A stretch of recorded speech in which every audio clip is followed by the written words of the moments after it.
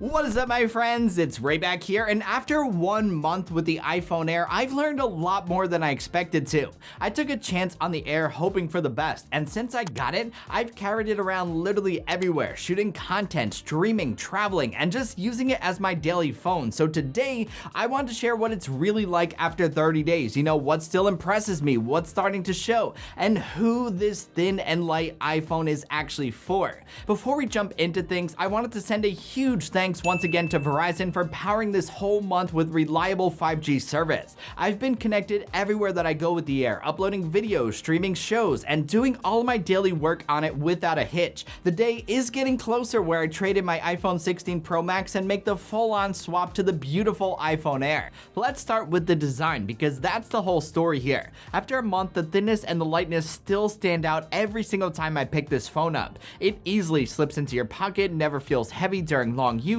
and it just feels overall refreshing, and that made me think, who is this phone really for? What problem does being so thin and light solve? I'd say for one, it's to impress what's possible when it comes to design and engineering, and it's for anyone who's tired of carrying around a big bulky phone that weighs down your pocket or your bag.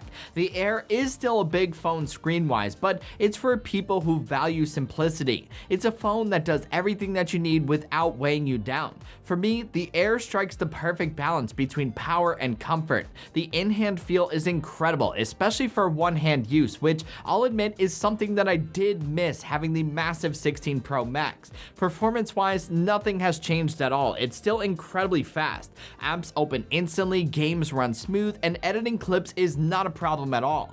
Battery life has held up better than expected too. It still gets me through a full day with moderate to heavy use. The Pro Max still wins for its sheer endurance, but the Air's lighter design makes that trade-off worth it. At least to me it does. To you, it may not. It really depends on what you're looking for out of a phone. Battery life is something that I don't think of much until it gets low, which is when I grab my Anker Nano power bank to charge back up whenever I need to without adding extra bulk. Now, let's talk about the camera because to me, this is still one of the most impressive parts of the iPhone Air. The single 48 megapixel fusion lens combo continues to punch far above its weight. Photos come out crisp, vibrant, and balanced. Night mode still handles tricky lighting situations well, and Smart HDR does a great job keeping colors accurate. Everything that you've been seeing in this video is straight out of the phone. Shooting video has even been more fun, not just for the quality, but for its flexibility. Without the additional telephoto and ultra-wide lens, I'm forced to get creative in how I can achieve certain shots, which is something that I haven't felt in a long time being someone who relies big time on my iPhone 16 Pro Max. I find myself using the new amazing front camera more often than not because of it. I still also love how you can hold the phone horizontally and record vertically, or vertically and record horizontally. It's one of those creator-focused touches that just makes sense, and it works extremely well with the thin and light design.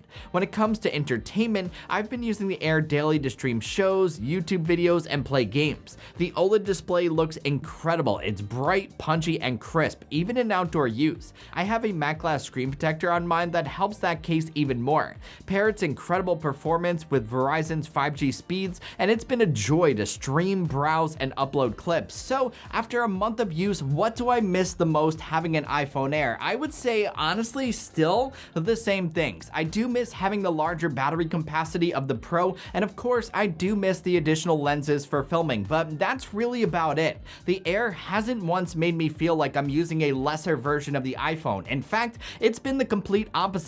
I feel like I'm using the latest and the greatest, which again makes me think, who is the iPhone Air really for? I'd say it's for the pros who value comfort, minimalism, and design as much as they do performance. It solves the everyday problem of carrying around a giant phone without sacrificing what makes an iPhone so great. If you want a phone that's sleek, powerful, and refreshingly simple, the iPhone Air is definitely worth looking into. I took a chance on it not knowing what to expect, and now I'm forced to think outside the box and work differently, and that is a challenge that I love. Well, that's all I got, my friends. Thank you so much for watching. Now, I want to know, what do you think of the iPhone Air? Have you used it before? Do you have one? Drop a comment and let me know below. And if you enjoyed this video, you know the drill. Be sure to hit that like and subscribe button for much more coming your way soon. Until the next one, I will catch you guys later. Peace!